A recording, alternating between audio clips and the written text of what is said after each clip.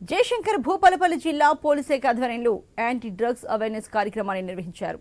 పాఠశాల విద్యార్థులతో ప్రధాన రహదారిపై ర్యాలీ చేపట్టి డ్రగ్స్ వాడకం వల్ల కలిగే అనర్థాలను తెలియజేశారు. భూపాలపల్లి అంబేద్కర్ సెంటర్ నుంచి ప్రారంభమైన ర్యాలీ ప్రధాన రహదారి మీదుగా కొనసాగింది. పోలీస్ శాఖ తరపున గంజాయి నిర్మూలనకు అన్ని చర్యలు తీసుకుంటామన్నారు అడిషనల్ ఎస్పీ నరేష్ నాయక్. మత్తుకు బానిసే యువత జీవితాలను నాశనం చేసుకోవద్దని కోరారు.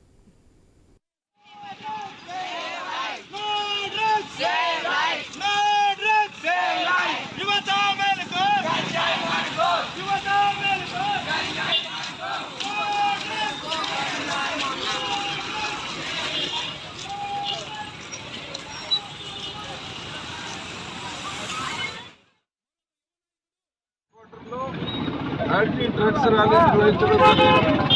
ఈ ర్యాలీలో స్కూల్ పిల్లలు, కాలేజ్ పిల్లలు, యువత దాదాపు 200 నుంచి 300 మంది పార్టిసిపేట్ కావడం జరిగింది.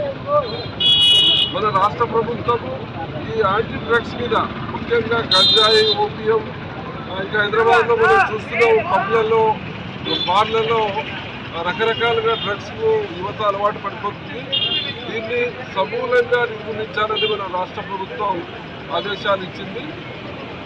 దానికి అనుగుణంగా ఈరోజు భూపాలపల్లి హెడ్ క్వార్టర్లో మేము యాంటీ డ్రగ్స్ ర్యాలీ నిర్వహించడం జరిగింది.